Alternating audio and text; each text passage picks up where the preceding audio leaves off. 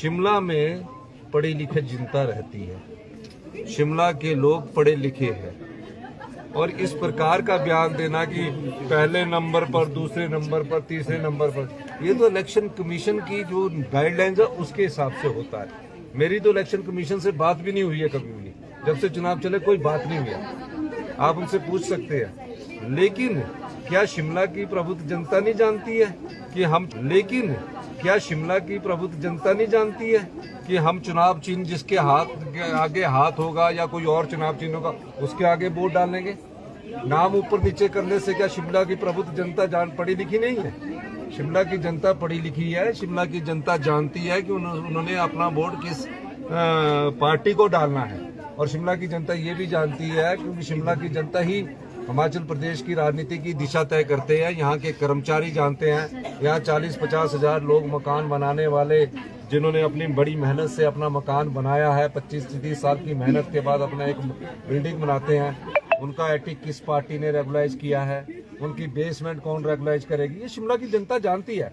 और ये महज अब इस प्रकार की बात करना ना तो राजीव बिंदल जी को भी शोभा देता और ना ही जयराम ठाकुर जी को भी शोभा देता है। चुनाव है, 4 बजे के बाद मत पेटियों में वोट डल जाएगा, किसी को फोर्स नहीं किया गया।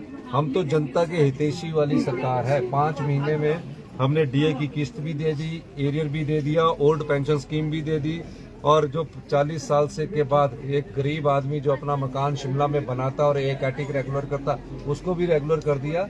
इस दृष्टिकोण से हम कार्य समाज की भलाई के लिए कर रहे हैं और हम कार्य कर रहे हैं। अब वो अपने आप तो कुछ कर नहीं सके।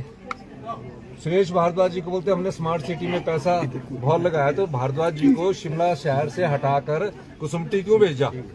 सर कांग्रेस क्या इसको रेफरेंडम नतीजे जो आएंगे उसको रेफरेंडम मानेगी क्या? देखिए, हम किसी भी चुनाव को रेफरेंडम नहीं मानते हैं। हम मानते हैं कि हम कार्य कर रहे हैं और जनता अगर हमें हमारे कार्यों का हौसला अफजाई करती है इस वोट के द्वारा, हम जनता की ताकत को सबसे बड़ा ताकत मानते हैं और अगर जनता की ताकत इस वोट के माध्यम से हमारी नीतियों को सोचती है कि हम सही दिशा में जा रहे हैं तो जनता कांग्रेस के पक्ष में शिमला नगर निगम में अपना मत का प्रयोग करेगी।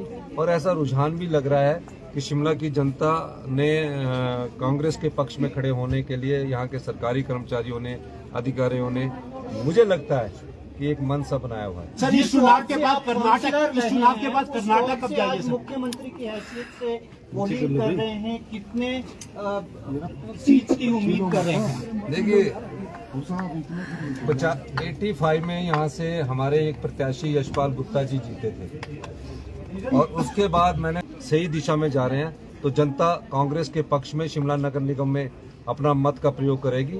और ऐसा रुझान भी लग रहा है कि शिमला की जनता ने कांग्रेस के पक्ष में खड़े होने के लिए यहाँ के सरकारी कर्मचारियों ने, अधिकारियों ने, मुझे लगता है कि एक मन सा बनाया हुआ है। सर इस चुनाव के बाद कर्नाटक कब जाएंगे? मुख्यमंत्री की हैसियत से पोलिंग कर रहे हैं, कितने सीट की उम्मीद कर रहे हैं? देखिए, 85 में यहाँ से हमारे एक प्रत्याशी यशपाल गुप्ता जी जीते थे और उसके बाद मैंने चुनाव लड़ा। उस समय मेरी उम्र नहीं हुआ करती थी तो उनको हमने चुनाव लड़ा। उसके बाद मैंने चुनाव लड़ा और मुझे अपने अतीत याद है कि मैं यहीं से पार्षद बना, पहले कॉलेज में सीआर बना और पार्षद बना 2 बार। और पार्षद बनने के बाद आज मुझे ये गौरव महसूस हो रहा है कि मैं आज मुख्यमंत्री बनकर पार्षद होने के नाते एक अपने साथी पार्षद सुरेंद्र चौहान गुड्डू जी को वोट डालने आया हूँ। चड्डा साहब हमारे साथ मेरे को बचपन से जानते हैं, मैंने इनके सामने छोटे समय से ही जानते हैं।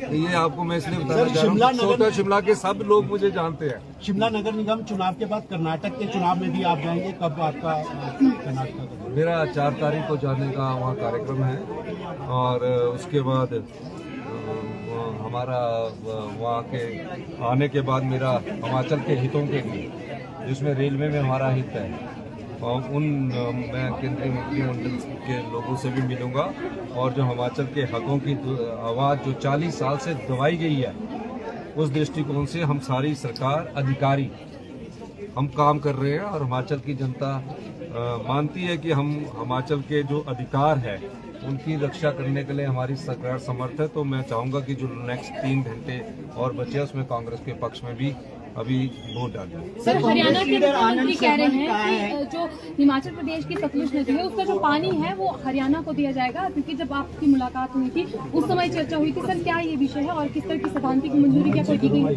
देखिए, पानी का दान सबसे बड़ा पुण्य होता है। क्या होता है? पानी का दान सबसे बड़ा पुण्य होता है, लेकिन उससे कुछ अगर हमारी आय हो रही होगी तो हरियाणा के मुख्यमंत्री खट्टर जी ने हमसे अनुरोध किया है और हम चाहेंगे कि वो अपना पैसा लगाकर पानी लेना चाहते हैं, हमें इसमें कोई एतराज नहीं है।